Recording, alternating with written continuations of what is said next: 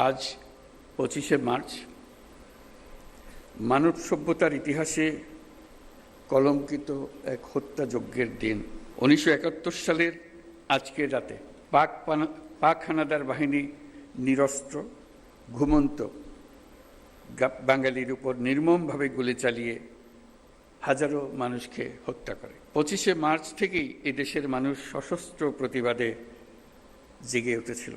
9 মাসের যুদ্ধের মধ্য দিয়ে স্বাধীন হয় বাংলাদেশ। আজকের দিনে গভীর শ্রদ্ধার সঙ্গে স্মরণ করছি স্বাধীনতা যুদ্ধে সকল বীর শহীদ ও মুক্তিযোদ্ধাদের। 1971 সালে স্বাধীনতা যুদ্ধের উদ্দেশ্য ছিল একটি ন্যায়ভিত্তিক সমাজ প্রতিষ্ঠা করা, যেখানে আইনের শাসন থাকবে, মানবাধিকার নিশ্চিত হবে এবং একটা বৈষম্যহীন সমাজ প্রতিষ্ঠিত হবে। কিন্তু স্বাধীন বাংলাদেশে এখনও ন্যায়ভিত্তিক সমাজ প্রতিষ্ঠা করা যায়নি।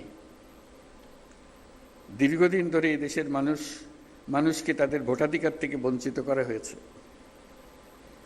দুর্নীতি, লুটপাট ও খুনের রাজত্ব চালিয়ে দেশে একটি ফ্যাসিবাদী সরকার ব্যবস্থা কায়েম করা হয়েছে। আজকের দিনে আমি শ্রদ্ধার সঙ্গে স্মরণ করছি জুলাই গণ অভ্যুত্থানের শহীদ ও আহতদের। তাদের আত্মত্যাগের কারণে আমরা একটা নতুন বাংলাদেশ গড়ার স্বপ্ন দেখার সুযোগ পেয়েছি।